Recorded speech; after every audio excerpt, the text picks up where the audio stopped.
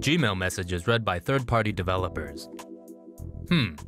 Maybe it's time to switch back to Hotmail. Google has confirmed that third-party app developers can sometimes read private emails sent by Gmail users. Developers gain access when Google asks users for permission via a pop-up box the app asks to read, send, delete, and manage your email. According to the BBC, Google indicates the practice is not a violation of policy.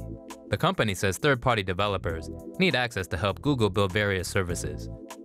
According to the Washington Post, ReturnPath and Edison Software reviewed private emails. ReturnPath allegedly read 8,000 user emails from 2 years ago to develop Google's software. Edison Software reviewed hundreds of emails to build a new software feature. Both ReturnPath and Edison Software defended their actions, with the latter claiming that they have since stopped this practice. Engadget reports Google users can revoke access from any third-party apps by going to its security checkup page. Big Brother is watching. Lawsuit says Facebook's been spying on users. A lawsuit filed in California claims Facebook hasn't been very friendly to its users. Former startup 643 claims that Facebook used its apps for mass surveillance on users by assembling data from their text and photos, listening to their microphones, and using Bluetooth to pinpoint locations, sometimes without consent. 643 had an app called Pinkini that let you scan their Facebook friends for bikini pics.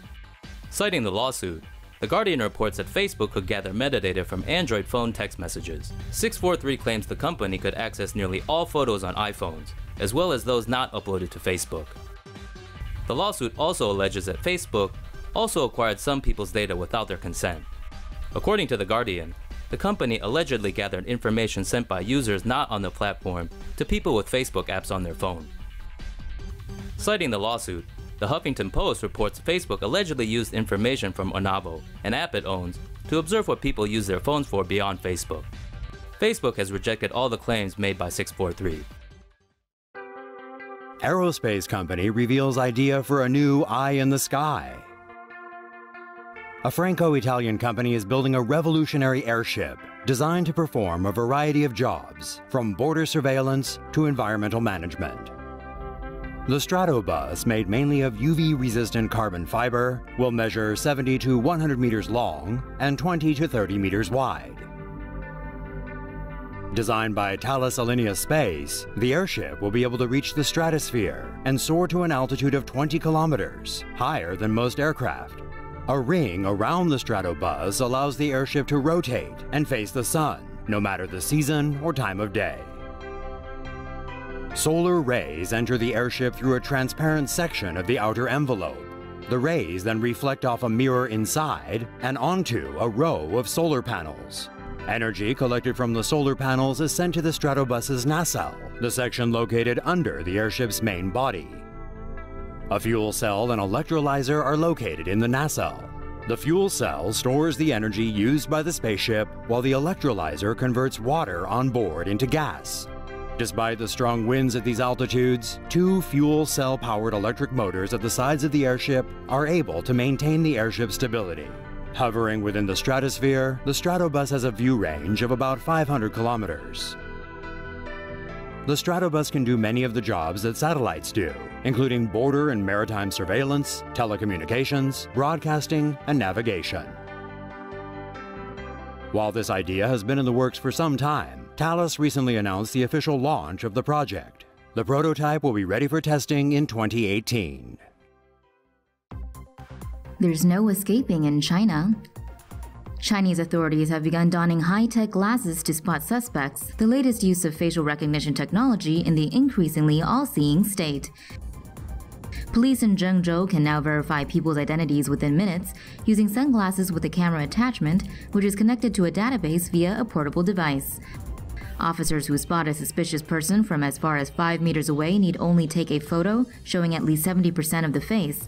The photo is run through the system, allowing officers to access information like names, ethnicity, gender, and address. It also details the hotel a person is staying at, recent internet history, and whether he is wanted for any crime. 7 suspects involved in a kidnapping and hit-and-run incidents have been arrested so far, with 26 others apprehended for using fake IDs. The use of facial scanners and other similar technology are widespread in China, where there are fewer privacy concerns. The government is in the process of amping up surveillance, starting with a database containing relevant information on its 1.3 billion citizens. Facebook is coming for your face. Oh no. Facebook announced on Tuesday it will soon be introducing new facial recognition features in order to give users more tools to manage their identity on the platform. People will soon be able to activate facial recognition with an on-off switch to enable 3 different features, according to a Facebook blog post. First, Facebook will alert you when pictures of you are uploaded, even if you have not been tagged in them. Second, you will be notified if your face is being used as a profile picture. Third, visually impaired users can now hear aloud the people tagged around them in group photos. And to get all these great features, you only need to give your face data to Facebook. Giving biometric data to a social media site? Sounds like a solid plan.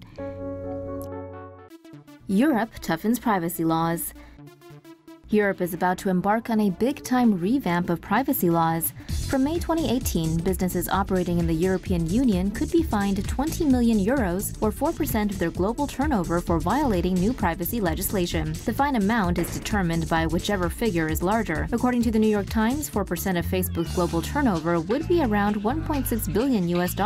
According to Reuters, the law will apply to social media companies, banks, insurance firms, technology businesses, and any enterprise which collects consumer data en masse. Can't they all just operate from London then? No. This affects Brits as well. The UK is still a member of the EU and remains subject to EU law until they Brexit next March. The new law means that companies need to be more transparent about how they handle user data, get permission for it, and it also gives users power to request for it to be deleted or moved elsewhere. So, as the Times reports, this could mean moving your banking information from one bank to another, or even switching your Spotify playlist to another provider. U.S. Homeland Security Secretary Kirstjen Nielsen warned the law may give rise to more cyber threats. She said users opting not to give information may hamper internet security research, which relies on trends in this data. The new law comes into effect in all 28 EU states on Friday, May 25th of this year.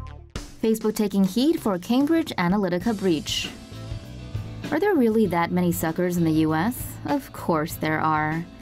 Facebook is facing calls for a regulation from Congress after reports that a political consultant gained inappropriate access to 50 million users' data beginning in 2014. Cambridge Analytica used personal information taken without permission early in 2014 to build a system that could profile U.S. voters in order to more effectively target them with personalized political ads. Around 270,000 people allowed a researcher to use their personal data, who also scraped the data off all their friends as well until the end of 2015. The researcher then sold the data to Cambridge Analytica.